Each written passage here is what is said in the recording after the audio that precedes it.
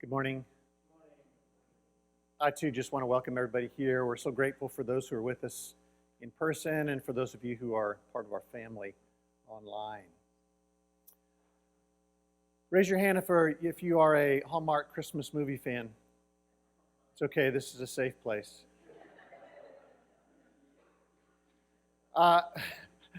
Hands way up in the back. Someone has created online a Hallmark Christmas movie plot generator. And using a number of different options, you can create virtually the plot of every Hallmark Christmas movie. So let's do that, shall we? On the left, in the dark red, are the names of potential main characters for our Hallmark Christmas movie. So how about we go with Sarah? Our Hallmark Christmas movie will star a main character named Sarah. In the orange column, we have to choose a little bit about Sarah. Who is she? Where's she from? What does she do? So how about we say she's from the big city, right? Probably New York City. Now, what does she do there in the city? The yellow column gives us several options. And so let's just say she's a lawyer. So our movie stars Sarah. She's from the big city. She's very busy as a lawyer. And then we get to the green column, and there's no choices here because this is what happens in every Hallmark Christmas movie. The main character returns home to her small town at Christmas time. And where is that small town?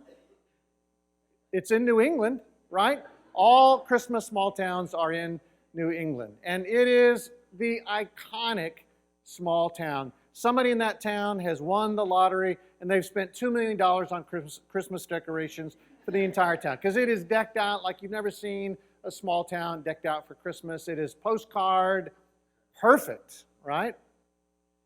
Now we do get some choices in the blue column as to what has brought Sarah back home at Christmas time.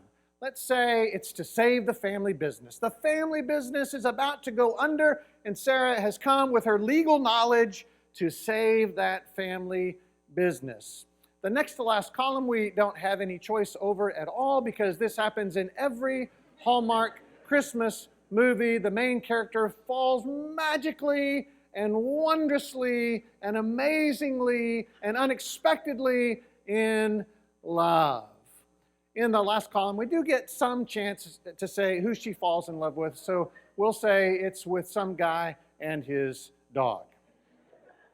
There's the plot of virtually every Hallmark Christmas movie. Now, it's easy to make fun of Hallmark Christmas movies. They do have a pretty high cheese content.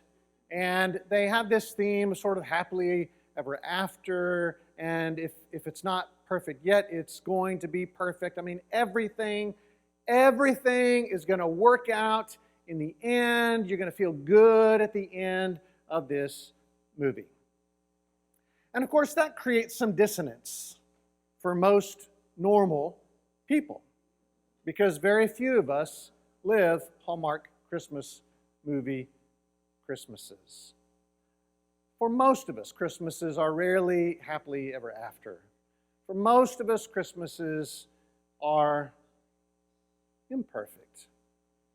I'd say that for many of us, Christmases might resemble less a Hallmark Christmas movie and more. Have you seen that movie, Christmas Vacation, with Chevy Chase? Chevy Chase plays Clark Griswold, and his only hope is to give his family the perfect Griswold Christmas. But at every turn, he's frustrated. I mean, he's got plans for a world record light display on the house, but when he plugs it in, nothing happens.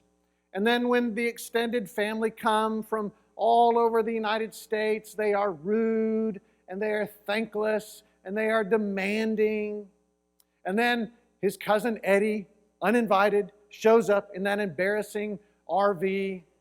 And then the hoped for, expected, significant holiday bonus from work doesn't appear, and he's already fronted money for a new pool in the back. And then by the end of the movie, the SWAT team has stormed the Griswold house. It couldn't have been a greater bust. And I'd suggest that for many of us, Christmases can be more like that than a Hallmark Christmas movie. Now, I've had my idyllic Christmases. I'd say I've had more than my fair share of idyllic Christmases. I would count this Christmas coming up as one that would be near idyllic, simply because Jordan and Jacob will both be home on Christmas Day, and that makes it pretty perfect to me. But I've also had less than ideal Christmases. And at least in my child mind, there was no greater contrast than the one between what I'll call the Hot Wheels Christmas and the underwear Christmas. Now, I guarantee you'll remember this from this point forward. So when I was a young child, second grade, third grade, one of my favorite toys were Hot Wheels cars. And so one Christmas, Craig and I got this carrying case full of brand new Hot Wheels cars. Every single car was different. Every single car was unique, and you had this little carrying case, like a briefcase, that had a slot for every single car. And we spent hours just driving those cars and imagining adventures for the people in those cars up and down the wooden floors of our hallways and out in the grass and the rocks of the front and backyards. It was one of the best Christmas presents ever as a kid. But I contrast that with what I'll call the underwear Christmas that happened a few years later, when one of the dominant gifts that I got that Christmas morning was underwear. And I'm not talking about some fancy high-thread count made in an exotic country that costs hundreds of dollars to buy. I'm talking about whitey-tidies, Fruit of the Loom, stuff you get at the dollar store.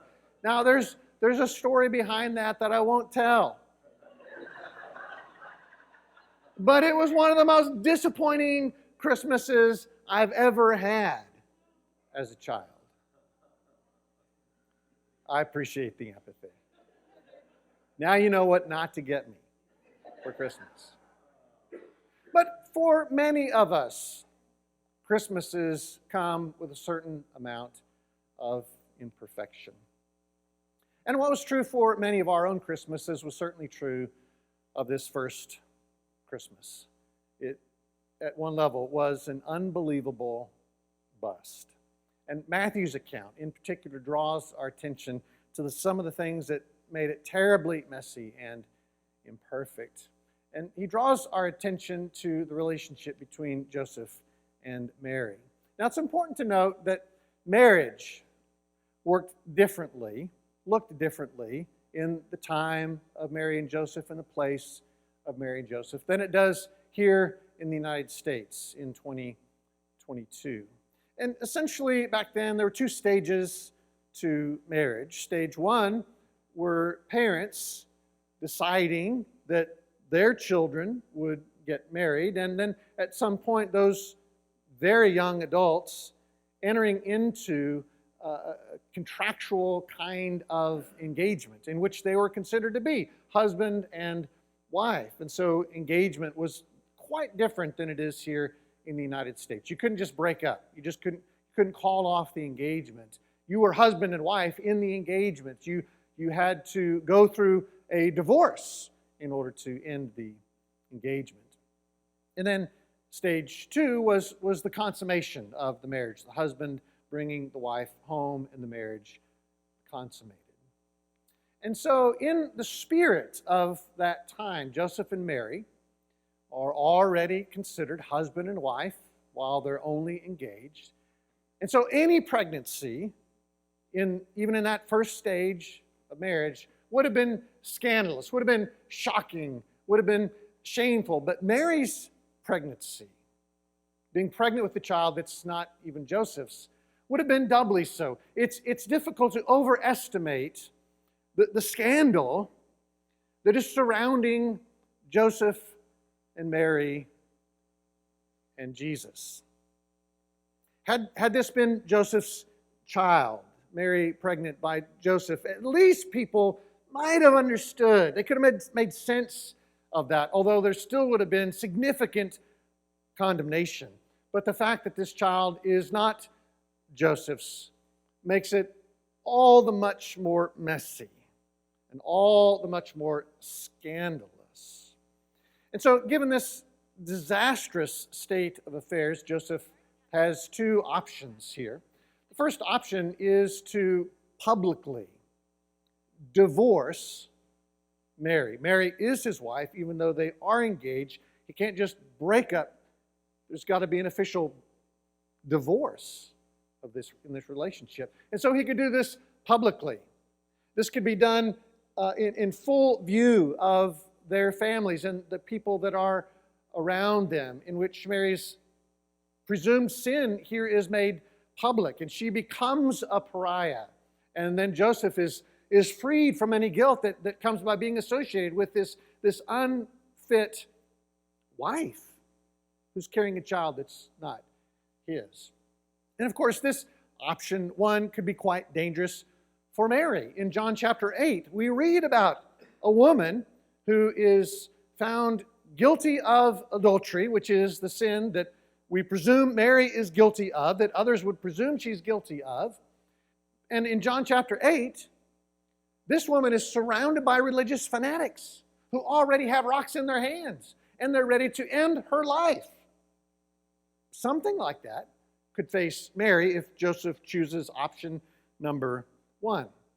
And so we're told in the text that Joseph is a righteous man. And because of that, he doesn't choose option one. He chooses option two. He chooses to divorce her quietly. He's going to break the engagement officially. There's going to be a divorce, but it's not going to be in full view of everyone around them.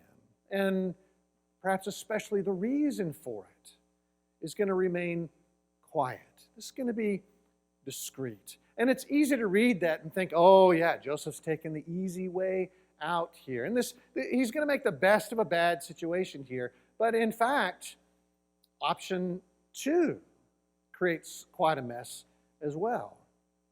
If Joseph isn't public about the fact that this isn't his child, and he keeps that discreet, what do you think most people are going to think? This is Joseph's child. He's as much at fault here as Mary is. Look at the two of them. They are pathetic. And now look at what Joseph's doing. He's leaving his pregnant fiancée. He's turning his back on her. He's turning his back on his child. Option number two is just about as messy as option number one. Now, the angel does persuade Joseph to take Mary as his wife. And yet, even that continues to muddle what is a terribly muddled situation, because presumably all of this is kept somewhat discreet and quiet, leaving untold numbers of people to circulate rumors and presume certain things about Joseph and Mary that aren't necessarily true.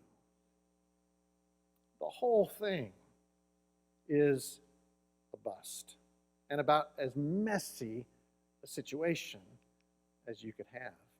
So could you imagine someone asking Jesus later on in life to tell this story? Hey, Jesus, tell us about one of your favorite Christmas memories. And Jesus says, well, let me tell you about that first Christmas. From what I understand, all Mom and Dad talked about leading up to that Christmas was divorce. It wasn't even a question of was it going to happen, but just when it was going to happen. And then Jesus, of course, could have gone on to talk about that unexpected road trip heading into that first Christmas and that unclean birthing center that they were going to and all of those uninvited guests that came to his birth. That first Christmas was one of the least perfect Christmases ever. In 2016, an author in Massachusetts named Carol Wise wrote a piece for the New York Times in which she described how her young daughter used their nativity set to process her parents' divorce. It was Christmas time. And Carol's daughter was 5 years old. And Carol and her husband had decided to separate and get a divorce. Now, this separation and divorce came at the end of Carol's long struggle for sobriety. And counterintuitively, it had been that struggle that had sort of kept the family and the marriage together all those years. But once Carol gained sobriety, she and her husband realized there was nothing left anymore of the marriage. And so they decided it was best to separate and get divorced. And so one December night, they sat and ate dinner for the last time as a threesome. They gave their daughter a bath. They dressed her in her pajamas. They set her back down on the maple table in the kitchen. And her daddy explained that daddy and mommy were not going to live together any longer. They both still loved her, oh so very much. And daddy was going to move into an apartment that was close by. They'd still see each other all the time. But mommy and daddy weren't going to live together anymore. And tears filled their little daughter's eyes, and tears filled their eyes as they told this to her. And it was Christmas time. And Carol's husband moved out, and Carol and her daughter handled things very differently. Carol roamed around the house, weeping uncontrollably, wringing her hands. But her daughter spent most of the day in front of the nativity scene. And her daughter made Joseph and Mary play out what she had witnessed in the weeks leading up to the announcement. And so from Joseph's mouth came harsh and painful words for Mary that the daughter had heard her dad say to her mom. And from Mary's mouth came sharp words for Joseph, the words that the daughter had heard the mom saying to her daddy. And the more Carol watched this play out, the more alarmed she got. It seemed so blasphemous, so wrong for Joseph and Mary to be speaking to each other in this way. And so she asked her therapist about it. And her therapist said, oh, no. This is probably the very best thing your daughter can do. And as Carol thought about that, it struck her so much that her daughter could have chosen her Barbie dolls to play all of this out. Her daughter could have chosen her stuffed animals to play all of this out. But instead, her daughter chose Joseph and Mary and Jesus, the very first Christmas, to process what she was feeling inside. It turns out that this first Christmas was not the Christmas that anyone would want, but it was exactly the Christmas that everyone would need. If this first Christmas had been a Hallmark Christmas movie, perfect in every detail, it would leave the rest of us for the rest of our lives disillusioned and disappointed. And so what God gives us in the very first Christmas is not at all what we want, but everything that we need. Terry Summers is an artist and a sculptor who lives in Brisbane, Australia. And one of the pieces that he's become known for is his cardboard nativity scene. It's been installed at St. John's Cathedral in Brisbane, Australia, and it's quite a beautiful piece made entirely out of cardboard. And it's not just any cardboard, it's waste cardboard. Summers explains that when he was in school, he learned that 80% of trees that are cut down are pulped for paper and for cardboard. And so when he started using cardboard as a medium for his art, he decided that he wasn't going to buy any new cardboard. He was just going to use waste cardboard. And he's taken this cardboard that no one else wants, that's headed for some recycling center, and he's turned it into this beautiful nativity scene. It's quite beautiful. But it is cardboard, and when cardboard gets wet, it gets misshapen. When cardboard gets hit, it gets dented. I mean, you throw any real life at cardboard,